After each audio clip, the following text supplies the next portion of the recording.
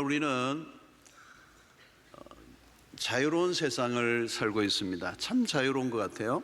자유가 넘쳐옵니다. 어느 시대보다 우리는 자유를 만끽하고 있습니다. 뭘 하는데 그렇게 큰 제한이 없습니다. 마음껏 소비하고 또 마음껏 또 욕구를 분출하기도 합니다. 그런데 어느 시대보다 이 자유를 누리지 못하며 살아가고 있습니다. 자유를 빼앗긴 사람들이 참 많습니다. 나는 진정한 자유인인가 하는 질문을 던져볼 필요가 있습니다. 사실은 자유라고 하는 것은 우리의 삶의 가장 기본적인 것이죠. 이 자유를 빼앗기면 노예가 됩니다. 자, 오늘 주님이 자유에 대한 말씀을 하시는데요. 33절에 그들이 대답하되 우리가 아브라함의 자손이라 남의 종이 된 적이 없거늘 어찌하여 우리가 자유롭게 되리라고 하느냐 이렇게 얘기했습니다. 우리가 남의 종이 된 적이 없다, 노예가 된 적이 없다 그랬습니다. 사실 이 말은 틀렸어요. 이스라엘은 역사 속에 노예 생활을 많이 했습니다. 애굽에 종살이를 했고요, 또 바벨론의 포로 생활을 70년 동안 했습니다. 그리고 지금도 예수님 당시에는 로마의 지배를 받고 있기 때문에 로마의 노예가 되어 있죠. 그런데 사실 주님은 이게 정치적으로 의미에서의 노예를 말하는 게 아니고 죄의 관점에서 말씀하고 있습니다. 예수님이 그들에게 이렇게 말씀하시죠. 34절에 보니까 예수께서 대답하시되 진실로 진실로 너희 이르노니 죄를 범하는 자마다 죄의 종이라. 너희들이 어떻게 남의 종이 된 적이 없다고 하느냐. 죄를 짓는 자마다 죄의 종이다. 굉장히 도발적인 유대인들에게 하신 말씀입니다. 죄를 짓는 자는 다 종이다, 그런 것입니다. 여러분, 자유라는 말은 어디에서나 우리가 사용하죠. 그러나 진정한 자유는 성경에서만 찾아볼 수가 있습니다. 그래서 세상에서 늘 벌어지는 풍경은 권력투쟁입니다. 이 권력투쟁은 국가 안에서만 일어나는 게 아니고 매일 가정에서 또 학교에서 직장에서 어디에든 이 권력투쟁이 일어납니다. 이 힘의 대결이죠. 힘의 대결, 힘 겨루기. 힘을 더 많이 확보하겠다는 이 싸움, 이 게임은 어디에나 벌어지는 것입니다. 힘에 밀리면 지배를 받는 것이고, 국가 간에도 그렇고 또 정치인들도 마찬가지고 또 우리의 사회, 좁은 사회 공동체 안에서도 이 힘의 역학 구도가 늘 작동이 되고 있습니다. 그래서 권력은 결국은 상대를 억압하고 나의 자유를 확보하려고 하는 것이죠. 그래서 권력 투쟁은 대개 이전투구로 변하기가 쉽습니다. 여러분, 인간의 삶의 가장 큰 권력은 무엇일까요? 바로 죄입니다. 죄의 힘은 막강하죠. 죄의 지배를 받는 순간 인간은 죄의 종이 된다. 이 범죄한 인간은 스스로 죄의 힘을 이길 능력이 없습니다. 그래서 주님은 당시 아브라함의 자손으로 자신들을 의롭게 여기는 유대인들에게 너희들은 죄의 종이다 이렇게 지적을 한 것입니다. 그러면서 이 자유의 길을 소개하고 있습니다. 31절을 보면 그러므로 예수께서 자기를 믿은 유대인들에게 이르시되 너희가 내 말에 거하면 참으로 내 제자가 되고 그랬습니다. 자유를 얻으려고 하면 내 제자가 되어야 된다. 주님은 자유인이셨죠. 주님은 어떤 것에도 매이지 않는 완전한 자유를 누리신 분입니다. 당연히 그분을 따르면 그분이 누리는 자유를 함께 누릴 수 있기 때문에 너희가 내 제자가 되라 이렇게 말씀하십니다. 여러분, 주님의 제자가 되려고 하면 어떻게 해야 되죠? 오늘 이 말씀에처럼 너희가 내 말에 거하면 참으로 내 제자가 되고. 이런 제자는 누구입니까? 제자는 그 말의 뜻은 그대로라면 배우는 사람입니다. 학습자다. 그게 제자죠.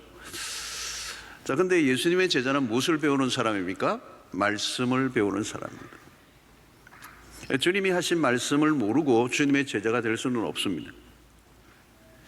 그래서 예수님의 제자들은 예수님의 말씀에 능해야 합니다. 제자는 자기의 생각으로 가득 차 있으면 안 됩니다. 예수님의 제자는 예수님의 말씀으로 가득 차 있어야 되는 거죠. 골로새서 3장 16절을 보면 그리스도의 말씀이 너희 속에 풍성히 거하여, 그랬어요. 그리스도의 말씀이 너희 속에 풍성히 거하여. 우리 안에 무엇으로 채워지느냐의 싸움입니다. 큰 싸움이죠. 결국은 나를 지배하는 원리가 뭐냐는 것입니다. 하나님의 말씀이냐 세상의 철학이냐. 하나님의 말씀의 길을 기울일수록 세상의 논리에 휘둘리지 않을 수 있다는 거죠. 하나님의 말씀을 채우려고 하면 결국 말씀에 대한 적극적인 태도를 가져야 합니다. 말씀이 그냥은 안 채워지잖아요. 계속 채우는 이 작업을 해야 되는데, 채워야 그 말씀이 내 생각을 지배하게 될 것입니다. 그리고 그 말씀이 나를 이끌고 간다는 겁니다. 그러기 위해서는 우리는 말씀에 소극적인 태도를 가져서는 안 됩니다. 만약에 하나님의 말씀에 대한 소극적인 태도를 가지면 다른 것들이 우리의 의식을 채워서 다른 이론들이 나를 끌고 갈 것입니다. 내가 내 안에 채워진 게 뭐냐는 겁니다. 그래서 너희가 내 말에 거하면 이라는 말은 예수님의 말씀이 우리 안에 거해야 우리는 주님을 따를 수가 있고, 주님을 따라야 비로소 우리는 자유인이 될 수 있다는 것입니다. 자, 그러면 어떻게 말씀을 우리가 배워야 되느냐? 계시록 1장 3절에 보니까 이 예언의 말씀을 읽는 자와 듣는 자와 그 가운데 기록한 것을 지키는 자는 복이 있나니 때가 가까움이라. 여러분, 말씀을 채우려고 하면 딴 게 없어. 우선 읽어야 합니다. 열심히 성경을 읽으셔야 됩니다. 연초부터 통독을 시작하셨으면 계속 성경을 읽으십시오. 많이 읽어야 합니다. 여러분들 일평생 한 100독 하실 수 있기를 바랍니다. 1독이라도 하시기를 바랍니다. 100독은 너무 내가 큰 소원을 가졌습니다. 그러나 여러분들 많이 읽으셔야 돼요. 그리고 어때요? 이 말씀을 듣는 자와 그랬습니다. 들어야 돼요. 하나님의 말씀을 계속 듣는 것입니다. 듣고 또 듣고 또 듣는 것입니다. 또 들으면서 믿음이 나죠. 이 듣는다는 게 대단한 것입니다. 자, 여러분, 오늘날은 듣는 것보다 보는 게 더 대세입니다. 소위 말하면 영상 시대가 열렸습니다. 문자 시대, 이 문자 중심의 시대가 수천 년의 역사가 됐는데 지금 이 문자 중심에서 영상 중심으로 바뀌었어요. 이제 우리 자라나는 세대들은 완전히 영상 세대입니다. 이 거대한 변화입니다. 뇌 구조에도 변화가 일어납니다. 여러분, 믿음 생활은 하나님의 말씀을 듣는 것입니다. 관건은 이 듣고 읽고 묵상하고 공부하는 걸 통하여 성경의 무지에서 벗어나야 된다는 거예요. 문맹은 삶을 불편하게 하죠. 어떻게 하든 글을 깨치는 이유가 문맹은 너무 불편하잖아요. 내가 글을 모르면 얼마나 불편하겠습니까? 말씀을 모르면 그냥 글자의 문맹보다 더 힘든 일이 많아요. 영적 문맹자가 되는 겁니다.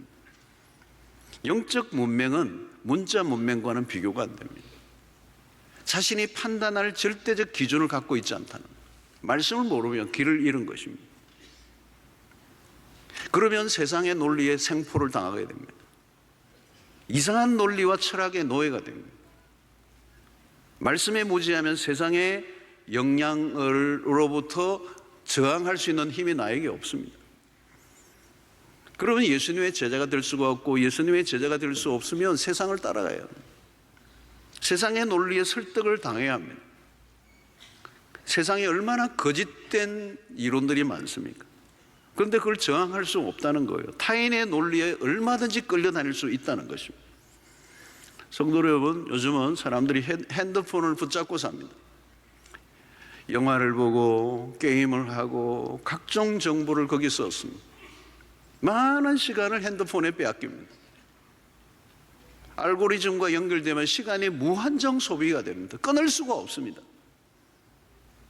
문제는 시간만이 아닙니다. 내가 보는 것에 몰입이 되고 그 몰입이 되면 나는 거기에 지배를 당하게 됩니다.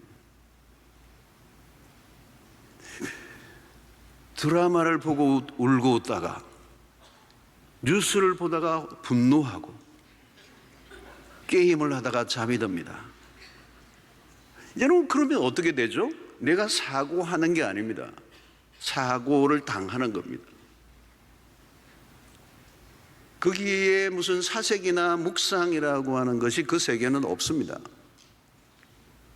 이런 문화에서 심각한 것은 뭘까요? 결국은 말씀으로부터 멀어져 가는 거예요. 진리로부터 멀어져 나가는 거예요.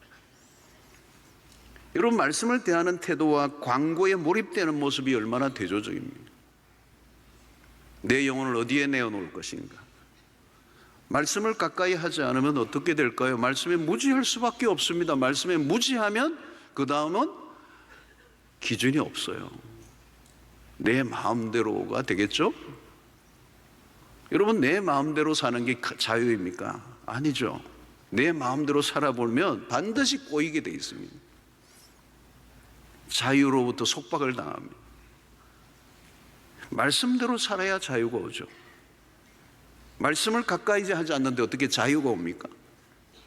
말씀을 가까이 하지 않은 대가는 큰 것입니다. 무지하면 자유를 빼앗깁니다. 삶의 주도권을 빼앗기게 되고 삶은 힘들어지게 될 수밖에 없습니다. 그래서 예수님이 내 말에 거하면 내 제자가 되고 내 말에 거하지 않으면 내 제자가 아니라는 것. 교회는 다니지만 세상의 제자가 될 수가 있습니다. 어떤 논리의 아류가 될 수는 있어요. 그러나 진리를 따르는 그리스도의 제자는 될 수가 없어요. 내 말에 거하면 내 제자가 되고. 자, 32절에 예수님은 한 단계 더 들어가십니다. 굉장히 중요한 말씀을 하시죠. 진리를 알지니 진리가 너희를 자유롭게 하리라. 어마어마한 말씀이죠. 진리를 알지니 그 진리가 너희를 자유롭게 하리라. 여러분, 진리를 알기 전까지는 자유를 누릴 수 없다는 얘기입니다. 여러분, 진리가 뭘까요? 진리는 바로 그리스도의 말씀입니다. 그리스도의 말씀이 진리예요. 그러니까 진리를 따르는 것이 그리스도를 따르는 것입니다. 그런데 이 진리는 곧 그리스도란 말이죠. 그래서 말씀의 초점은 언제나 그리스도입니다. 그래서 성경을 볼 때마다 우리는 그리스도에게 집중해야 합니다. 우리 교회가 하고 있는 Reading Jesus, 그리스도를 읽어라, 그리스도를 묵상하라, 그리스도를 찾아라, 그리스도가 누구인지를 묵상하라. 자, 그런데 이게 진리를 안다는 것은 뭘까요? 이 안다라고 하는 이 헬라어, 이 성경의 원문의 의미는 이 머리로 knowledge, 이런 지식적인 알을 말하지 않아요. 경험하는 것입니다. 경험으로 아는 것. 여러분, 요즘 인터넷으로 설교를 많이 들어요. 근데 듣는 것은 그것을 그냥 지식이에요. 청취자이죠. 청취로 끝나는 겁니다. 많이 들었다고 결코 진리를 안다고 말할 수가 없어요. 진리를 안다라고 할 때 이 진리를 알지니라고 이 아는 말씀, 진리를 경험하는 것이거든요. 구체적으로 경험을 해봐야 된다는 거예요. 말씀을 읽고 그 말씀을 실제로 적용해 볼 때 그 말씀에 순종한 사람들에게만 보이는 말씀의 비경이 열리는 것이죠. 적용해 보지 않으면 그 말씀은 여기에만 꽉 차 있습니다. 그래서 머리가 점점 커지는 거죠. 머리에만 쌓여 있는 말씀은 여기에서 말하는 진리를 알지니 할 때 그 알지니가 아니에요. 용서하라는 말씀을 실천해 보기 전에는 그 말씀의 의미가 뭔지를 몰라요. 그리고 그 말씀을 실천했을 때 우리에게 주어지는 그 풍성함의 은혜가 무엇인지를 알 길이 없는 거죠. 용서를 실천해 보았더니 주님이 왜 용서하라고 하셨는지를 이제 알 것 같아. 그 용서를 실천했을 때 그 용서의 지평이 열리면서 내 거기에 땅을 딛기 전에는 보지 못했던 세계가 열리는 거예요. 여러분, 원수를 사랑하는 용서하라는 이런 말은 마치 에베레스트의 높은 그런 정상처럼 보여요. 쉬운 일이 아니죠, 여러분. 원수를 사랑하는 거. 그래서 대개는 멀리서 보고 높은 산이구나, 그리고 끝나버려요. 그런데 그 정상에 오르는 사람도 있습니다. 힘들지만 그 길을 가는데 가보니 그 정상에서만 느낄 수 있는, 경험할 수 있는 세계가 있는 거죠. 가보기 전에는 알 수 없어요. 말씀의 경험이에요. 여러분, 히말라야 산맥의 최고봉은 에베레스트예요. 그런데 이 히말라야 산맥에 해발 8,000m가 넘는 봉우리가 14좌가 있단 말이에요. 거기에 도전을 하는 거죠, 사람들이. 여러분, 성경에도 굉장히 높은 산들이 있어요. 그러나 어떤 것은 우리 일상 속에서 얼마든지 오를 수 있는 산들도 있어요. 그런 하나님의 말씀들을 하나하나 경험해 가면서 하나님의 말씀이 모호하지 않고 하나의 지식의 덩어리가 아니고 정보의 덩어리가 아니고 그 말씀이 진리라고 하는 사실을 경험해 가는 것, 이걸 주님이 말씀하는 것. 진리를 알지니 진리가 너희를 자유하게 하리라. 성경이 주어진 목적은 단순히 교리적 이해로만 끝나지 않습니다. 교리는 너무 중요해요. 그런데 교리를 아는 것만으로는 신앙생활을 할 수가 없어요. 하나님의 말씀이 살았고 운동력 있는 그 말씀, 구체적으로 그게 성경이 문자가 아니고 문자를 넘어 생명력 있는, 운동력 있는 말씀으로 오늘 우리의 삶에 구체적으로 적용될 때 그것이 죽은 말씀이 아니라 살아 역사하는 말씀이라는 걸 경험할 때 그 말씀에 내 삶을 걸 수가 있는 거죠. 여러분, 단순히 말씀을 알고 있다, 이해하고 있다, 깨달았다 정도가 아니고 그 말씀이 구체적으로 우리의 삶을 이끌어 나가는 동력이 되어야 된다는 거예요. 여러분, 그래서 진리를 알 때 어때요? 진리에 대한 확신이 깊어지는 거예요. 확신이 드니까 어떻게 순종할 수 있는 거예요. 그래서 말씀에 대한 확신이 크면 클수록 순종하기가 쉬워집니다. 갈수록 말씀에 순종하고 싶어지는 이유는 내가 그 진리를 알기 때문이다. 여러분, 말씀을 지킬수록 말씀이 나를 사로잡습니다. 나를 사로잡는 말씀이 나를 지켜줍니다. 그때 무엇이 오는 줄 아십니까? 자유가 오는 거예요. 진리의 힘이 나를 자유의 삶으로 이끌어 준다는 거죠. 여러분, 우리가 무엇을 시도하려고 하면 두려움이 와요. 두려움이 자꾸 커지면 순종할 수가 없는 거죠. 그런데 진리를 경험적으로 아는 사람들은 그 말씀을 순종해 나가려고 할 때 두려움이 찾아오는 걸, 그 두려움을 이겨내는 거예요. 왜? 그 말씀의 능력이 나를 사로잡고 있기 때문에.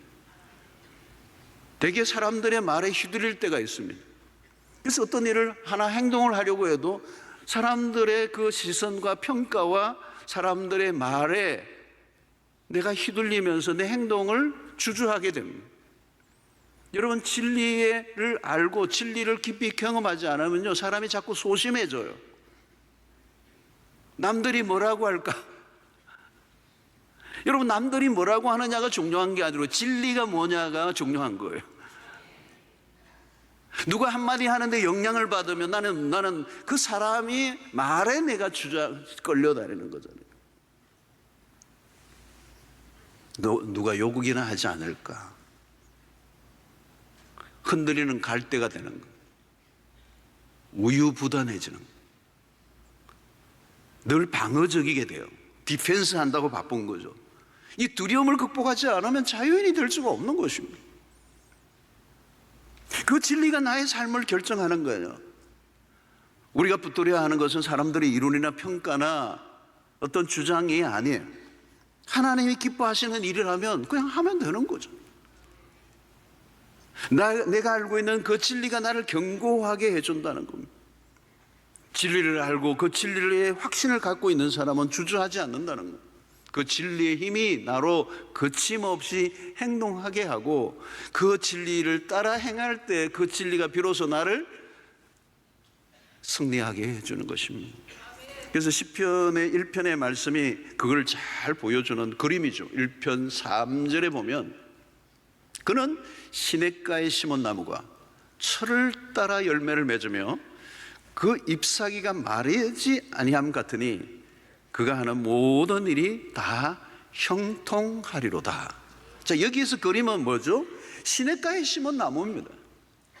시냇가에 심은 나무는 뿌리를 그 깊은 시냇가의 물에 내리고 있기 때문에 잎사귀가 마르지 않아요. 왜? 팔레스타인의 뜨거운 그 태양이 장렬하면 잎사귀가 다 말라버리는데 그 시냇가에 심은 나무는 푸른 거죠.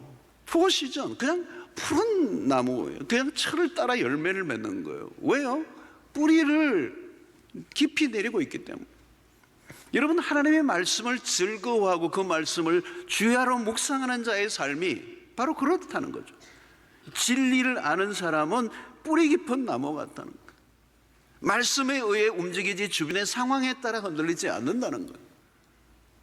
사랑하는 성도 여러분, 이 한 해 살아갈 때 이 진리를 더 알아가는, 그래서 그 진리 안에서 자유케 되는 은혜가 있게 되기를 축원합니다. 예수님은 진리 안에서 자유로운 삶을 사신 분이에요.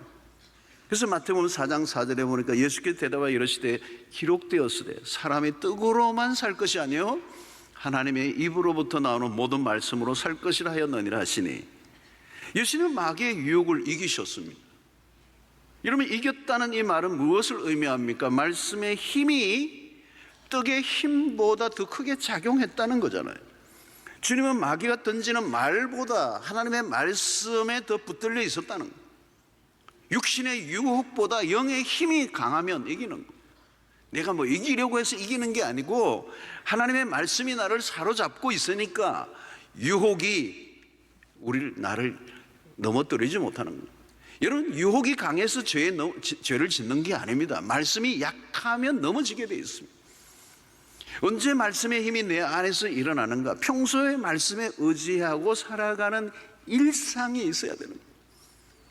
하나님의 입에서 나오는 하나님의 말씀으로 사는 거죠. 평소. 여러분, 예수님은 단순히 성경 암송을 하신 분이 아닙니다. 여러분, 우리가 성경을 암송하는 이유는 뭘까요? 암송하고 있으면 그 말씀을 적용할 순간이 나타납니다. 그때 그 말씀이 무기가 되는 거죠. 여러분, 우리가 죄의 유혹을 어떻게 이길 수 있습니까? 죄의 힘을 밀어낼 만큼 말씀의 힘이 강해야 한다. 매일 말씀과 함께 살아야 합니다. 매일 묵상이, 데일리 브레드. 밥은 매일 먹는 거잖아요. 가끔 먹는 게 아니잖아요. 밥을 매일 먹어요. 먹는 행위, 이건 중요한 겁니다. 밥을 먹는 척 하며 살아가는 사람은 없을 거예요.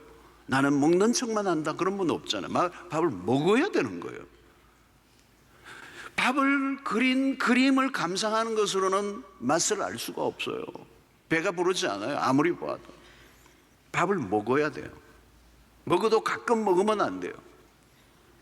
오늘 여기에 예수님의 말씀이 그거예요. 사람이 떡으로만 사는 것이 아니요 하나님의 입에서 나오는 말씀으로 난다는 이 말은 떡보다 하나님의 말씀이 우위에 있다는 걸 얘기하는 거예요.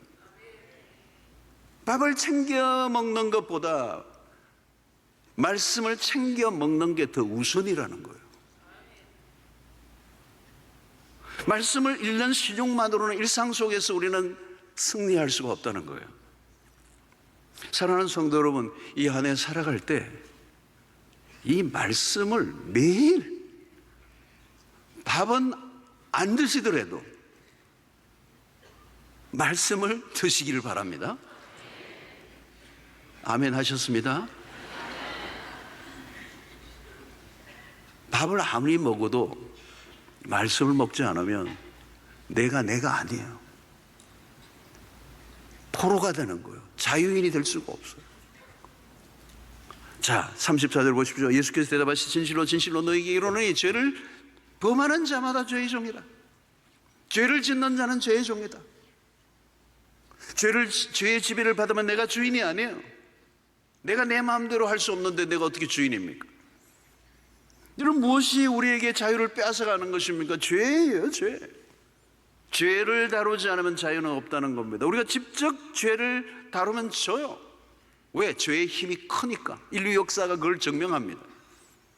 죄와 직접 싸우면 진다는 거죠. 죄는 매우 교모하고 우리를 속이는 것입니다. 여러분, 요즘 중독자들이 많아요. 중독이란 뭘까요, 여러분? 자유를 빼앗긴 삶입니다. 술에 중독된 사람 뭐예요? 술을 처음에는 자기가 먹고, 술이 술을 먹고, 나중에는 술이 나를 먹고, 내가 주인이 아닌 거죠. 완전한 노예 상태입니다. 여러분, 요즘은 갈수록 중독이 늘어납니다. 중독 사회처럼 보여요. 요즘은 중독 사회예요. 여러분, 중독이 왜 무서운 겁니까? 종이 되는 겁니다. 한번 종이 되면 한없이 끌려다닙니다. 그리스도인의 삶을 살 수가 없습니다. 여러분, 중독에 한번 걸려들면 인생이, 아까운 인생이 다 날아가 버립니다. 한 영혼을 철저히 파괴해 버립니다. 신자도 마찬가지입니다. 중독에 빠지면요, 뭐 사람이 흐물흐물해져요. 그냥 시들시들해져요. 갓버려요. 맛이 갓버려요. 한때는 열심히 괜찮은 일꾼이었는데 이 중독에 한번 딱 잡히면요, 사람이 이상해. 눈동자 풀려버려요. 아까운 삶의 에너지가 엉뚱한 것에 무한 방출이 되어버려요. 중독에 의해 쓰러집니다. 아까운 청춘이 중독의 늪에 허우적거립니다. 여러분, 이 중독이요, 지금은 점점 영토를 넓혀가요. 어마어마. 한 세대만 아닙니다. 모든 세대입니다. 여러분, 중독자가 되는 과정은 서서히 일어나잖아요. 진행되는 과정에서는 중독까지 될 줄을 본인이 모릅니다. 그러나 시간이 흐르면서 자기가 중독이라는 걸 느끼는 순간 빠져나오지 못합니다. 중독이 그렇게 세죠. 이런 사사기에서 삼손을 보면 대단한 사람입니다. 어마어마한 힘을 가지고 태어났습니다. 하나님으로부터 받은 게 너무 많은 사람이 삼손입니다. 그런 축복된 인생이었습니다. 그런데 어느 순간부터 그는 조금씩 무너지기 시작합니다. 한순간이 아닙니다. 서서히입니다. 나중에는 그 엄청난 삼손의 힘을 다 잃어버립니다. 그리고 블레셋의 노예가 됩니다. 블레셋을 자기 혼자서 그냥 무찔렀던 사람이 꼼짝없이 블레셋의 노예가 됩니다. 두 눈 뽑히고 맷돌 돌리고 블레셋의 놀잇감이 됩니다. 자유를 빼앗기고 나면 어떻게 되죠? 질질 끌려다닙니다. 비참합니다. 삼손의 삶을 보면 얼마나 비참하게 끝납니까? 어느 순간까지는 나에게 결정권이 있습니다. 그런데 중독이 깊어지면 나의 결정권이 줄어듭니다. 나의 결정권이 완전히 사라지는 순간 노예가 됩니다. 다음부터는 끌려다니는 거예요.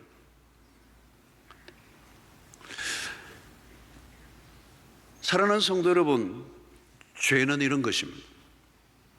하나님을 떠나 독립적으로 살아가는 인간, 그때부터 공허한 내면은 무엇인가로 채워야 합니다.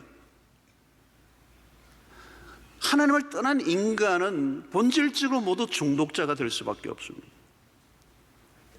터진 웅덩이, 그것을 채우려고 하다가 채우지 못하고 노예적 삶을 살게 되는 거죠.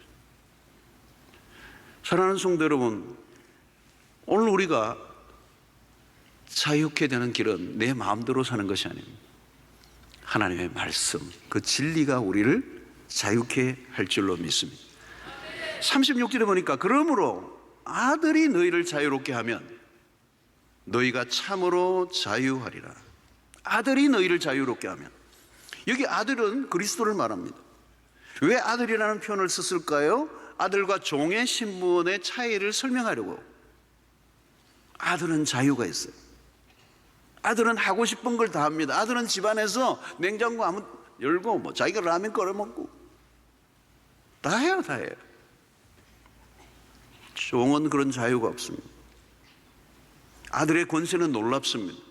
노예는 권리가 없습니다. 자기 마음대로 할 수 없습니다. 그런데 오늘 이 자유를 누리는 아들 그리스도가 우리에게도 아들이 누리는 동등한 자유를 주시겠다는 약속이에요. 우리도 이 아들의 자유를 누릴 수 있다는 거예요. 계속적으로 아들 예수 그리스도를 따라가면 참된 자유가 그리스도로부터 온다는 거죠. 그래서 그리스도의 종이 되면 모든 것들로부터 자유로워지는 특권을 얻게 된다는 거예요. 이것은 그리스도와 나와의 관계를 설명하는 것입니다. 처음에는 하나님의 말씀을 배우고 그분의 제자가 되는 거예요. 두 번째는 말씀을 경험하는 거예요. 이제는 그리스도와의 관계를 온전히 맺는 삶을 살고 그리스도와 나와의 관계 안에 붙들려 있을 때 그리스도가 누리는 자유를 우리도 누릴 수 있다고 말씀하시는 것입니다. 그러므로 우리는 어떻게 해요? 그리스도를 계속 바라봐야 돼요. 우리의 믿음의 모든 초점은 그리스도예요. 여러분, 예수는 종교를 만든 창시자가 아닙니다. 우리는 종교를 믿고 따르는 게 아닙니다. 우리는 예수를 믿고 따릅니다. 예수님은 우리에게 당신의 삶을 보여주시고 어떻게 살아야 하는가 삶의 방식을 다 우리에게 보여주시면서 나를 따르라 그랬어요. 여러분, 신앙생활은 어떻게 보면 심플합니다. 뭐예요? 그리스도만 따라가면 돼요. 왜 삶이 복잡해지고 꼬이고 어렵고 엉키죠? 그리스도를 따라가지 않기 때문에. 주님을 따라가기만 하면 자유가 와요. 여러분, 우리가 주님을 따라간다는 게 쉬운 건 아니에요. 왜냐하면 두려움이 오는 거잖아요. 주님을 따라가고자 하는 신뢰가 생기지 않으면 따라가지 못하죠. 그래서 예수님은 계속 우리에게 너가 붙들고 있는 걸 내려놓으라는 거예요. 자기를 부인하라는 거예요. 그리고 나를 따르라는 거죠. 여러분, 예수님을 따르는 삶은 종교 생활과 다른 것입니다. 종교는 엄밀히 말하면 우리에게 자유를 빼앗아가요. 겉으로는 자유를 줄 것 같아 보이지만 들어가면 종교가 또 다른 나를 속박해요. 종교가 어느 정도 사람들에게 고등 종교는 보호막이 되죠. 그러나 그 종교는 끝내는 사람들을 억압한. 이런 종교의 출발이 어디로부터 출발된가 아시죠? 두려움이에요. 종교는 자유와 멀어지게 합니다. 맹목적 순종을 하게 합니다. 더 매이게 합니다. 나중에는 자기 생각을 못하게 해요. 두려움을 주어 복종하게 만듭니다. 사람들을 어떤 틀 안에 만들어 집어넣습니다. 규칙을 지키도록 하고 그 규칙을 지키지 않으면 불안하게 만듭니다. 그래서 여러분, 종교는 좀 무거워요. 기쁨이 없어요. 이 종교 생활을 할수록 자꾸 의존심을 키웁니다. 스스로 하지 못하게 만들어요.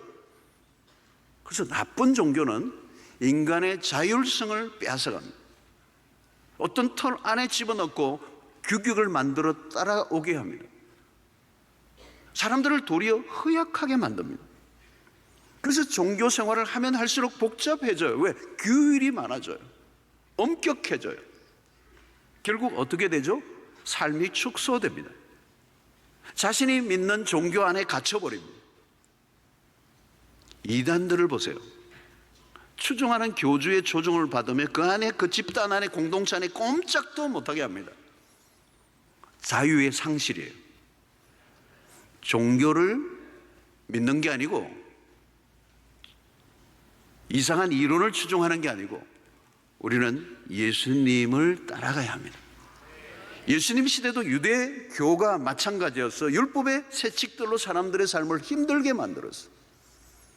마태복음 11장 20절로 28절 30절 보니까 수고하고 무거운 짐진 자들아 다 내게로 오라. 수고하고 무거운 짐진 자들아 다 내게로 오라. 내가 너희를 쉬게 하리라. 나는 마음이 온유하고 겸손하니 나의 멍에를 메고 내게 배우라. 그리하면 너희 마음이 쉼을 얻으리니 이는 내 멍에는 쉽고 내 짐은 가벼움이라 하시니라. 여러분, 바리새인들은 안식일에 관한 규칙들을 만들어 사람들을 막 억압을 했어요. 율법사들은 안식일을 지키라는 한 계명에 수백 개의 규칙을 만들어요. 안식일의 본래 정신은 그야말로 안식이에요. 근데 종교는 안식이라는 계명으로 사람들을 얽어매요. 안식일 때문에 더 숨이 막혀. 그 안식이 아니라 안쉴이 돼. 안쉴. 예수님은 사람이 안식일을 위해 있는 게 아니고 안식일이 사람을 위해 있다. 와, 전혀 다른 접근을 하세요? 안식일을 권한 것은 율법적 의무를 지우기 위해서 주신 게 아니고 일을 그침으로 해방감을 만끽하도록 주신 거다. 스트레스를 주려고 이 안식일의 계명을 만든 게 아니다. 너희를 스트레스로부터 자유롭게 하기 위해서 안식일을 주었다. 여러분, 예수님의 가르침은 전혀 다른 것입니다. 성도 여러분, 신앙생활을 하면 할수록 무엇인가 자꾸 어두워집니까? 무거워지십니까? 힘들어지십니까? 복잡해지고 있습니까? 그러면 잘못 믿고 있는 거예요. 무엇인가 잘못되어 있어요. 핵심을 놓쳤기 때문입니다. 여러분, 신앙생활이 건강하게 정상적으로 되면요, 갈수록 자유로워져야 돼요. 갈수록 기쁨이 넘쳐야 돼요. 억지로 하는 게 없어야 돼요. 복음은 우리를 자유롭게 하는 것입니다. 그리스도는 우리를 자유하게 하시는 분이십니다. 그리스도 안에서 우리를 자유를 누리게 하시는 분인 줄로 믿습니다. 그런데 핵심은 뭐예요? 죄의 문제라는 거예요. 죄의 문제. 죄는 우리 안에 있는 거예요. 안에. 그런데 우리의 힘으로는 이 죄 문제를 해결하려고 하면 할수록 실패하는 거예요. 그런데 이 죄로부터의 구속이 없으면 자유란 불가능한 거예요. 그런데 이 죄로부터의 자유는 오직 그리스도 안에서만 가능하다고 말씀하시는 거죠. 주님과의 관계가 더 깊어져야 합니다. 주님을 더 사랑하고 진리를 따르는 것이고, 수많은 그 진리를 따를 때 속박으로부터 우리가 벗어나는 것. 사랑하는 성도 여러분, 우리의 삶이 더 심플해지기 위해서는 우리의 초점을 그리스도와 그리스도의 말씀에 두어야 될 것입니다. 내가 진리 안에 갈 때 가장 안정감을 얻을 수 있어요. 내가 세상에서 실패했기 때문에 불행한 게 아닙니다. 진리 안에서 자유를 누리지 못하기 때문에 불행한 거예요. 여러분, 무엇이 여러분들의 신경을 막 건드립니까? 왜 민감하십니까? 하나님의 말씀이 내 안에 없어서 그렇게 된 것입니다. 여러분들은 무엇의 노예가 되어 있습니까? 무엇이 여러분을 지배하고 있습니까? 오늘 겉으로는 자유가 넘쳐나는 세상에 어느 때보다도 갇힌 자, 포로된 자들이 너무 많아. 어디엔가 속박이 되어 있는 거예요. 돈의 노예가 되어 있는, 돈의 노예가 되어 있어. 돈의 포로가 되어 있어요. 돈의 포로가 되어 있어. 내 돈 하니까 돈이 되는 거예요.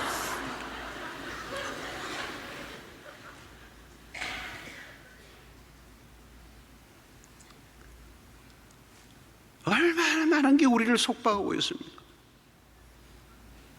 도박도 여러분 얼마나, 도박에 한번 빠지면 꼼짝 못해.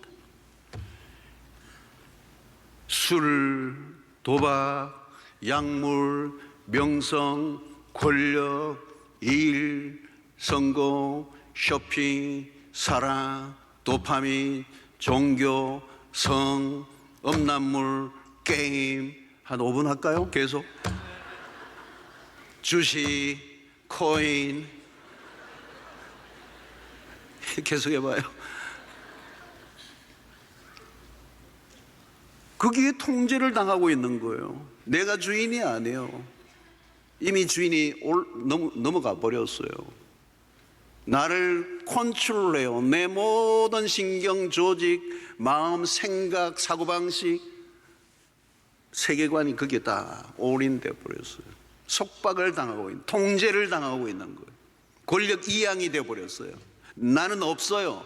그 모든 것에 행포에 내가 시달리고 있는, 끌려다니는 거예요. 질질 아무것도 못하는 노예적 삶, 얼마나 불행해요. 여러분, 신앙의 핵심은 자유예요. 그 어떤 것으로부터 자유. 자유는 하나님이 주신 선물이에요. 이 자유를 엉뚱한 것에, 너무 하찮은 것들에 내가 빼앗겨버립니다. 축복 중에 축복은 자유입니다. 갈수록 자유가 더 커져가면 그게 정상이에요. 예수 그리스도의 제자가 되면 그 자유를 주신다는 거예요. 예수 그리스도의 제자가 되려면 내 말이 너희 안에 거해야 된다는 거예요. 내 말이, 주님의 말씀이 내 안에 거하지 않는데 어떻게 주님의 제자가 될 수 있으며 어떻게 자유인이 될 수가 있겠어요? 진리를 경험해 보지 못했는데 어떻게 내 삶이 자유가 올 수가 있어요? 진리를 알아야 자유를 누릴 수 있다는 거예요.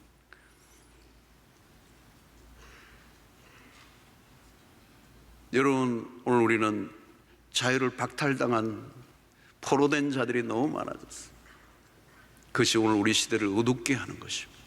겉으로 보면 자유가 철철 흘러 넘치는 것 같은데 들어가 보면 모두가 노예가 되어 있는 삶,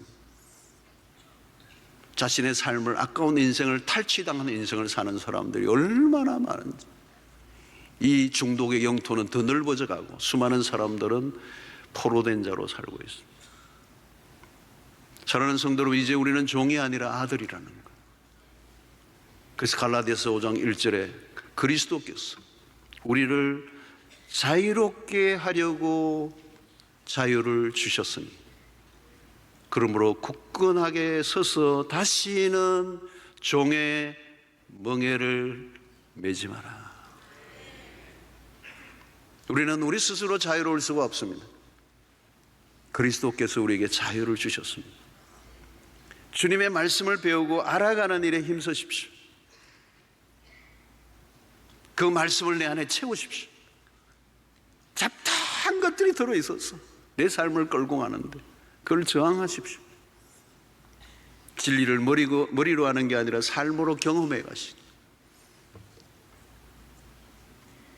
알고 경험한 그 진리가 여러분들의 삶을 자유롭게 할 줄로 믿습니다. 다른 길은 없습니다. 그리고 우리는 그리스도에게 매이면, 그 한 분에게 매이면 다른 것들로부터 자유를 누리게 될 줄로 믿습니다. 그리스도의 종이 되면 되는 것입니다. 그럼 모든 것으로부터, 속박으로부터 풀려나게 되는 것입니다. 하나님에게 중독되면 모든 중독으로부터 자유롭게 될 것입니다. 그분은 우리를 진정한 자유의 길로 인도하시는 분이십니다. 그것이 하나님이 기뻐하시는 삶이에요.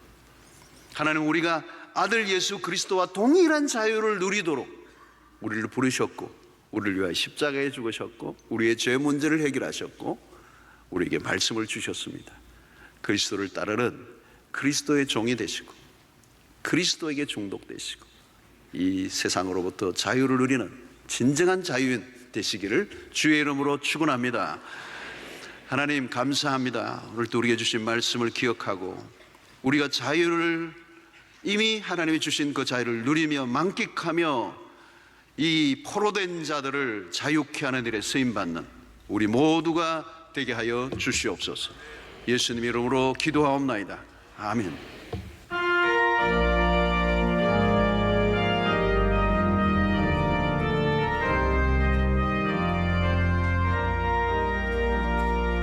주의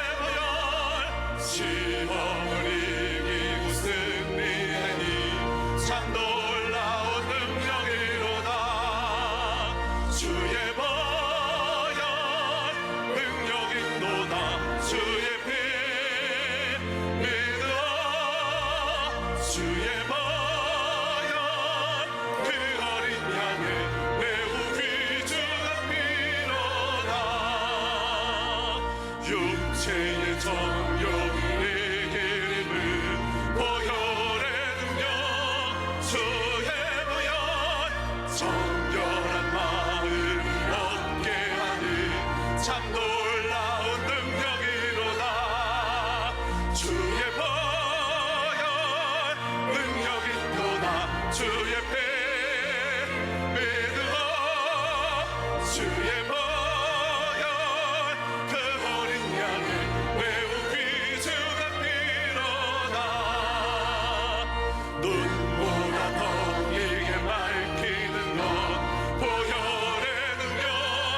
주의 보혈 부정한 모든 맘 알겠으니 참 놀라운 능력이로다.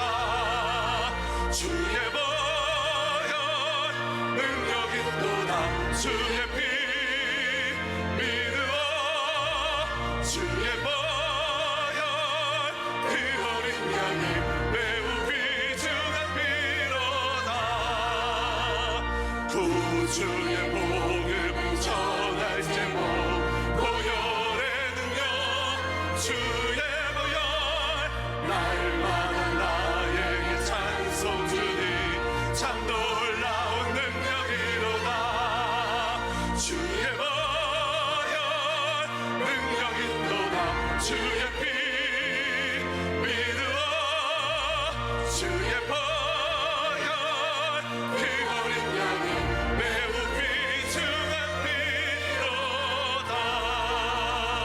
사랑의 진주 나의 참된 소망 걱정 끝이 전혀 없네. 사랑의 전에 날 길이 너하니 내 모든 삶의 기쁨 늘 충만 사랑의 신청 사랑의 신청 나의 참된 소망 걱정 끝이 전혀 없네.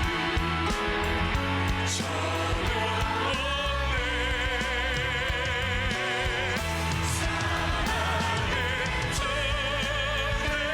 갈 길은 너만이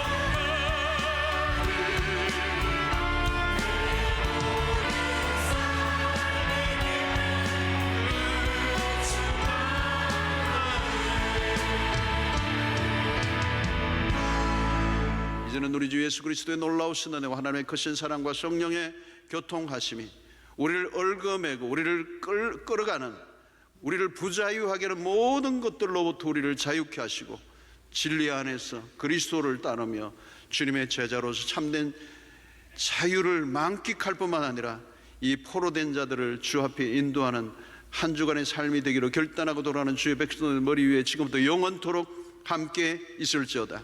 아멘.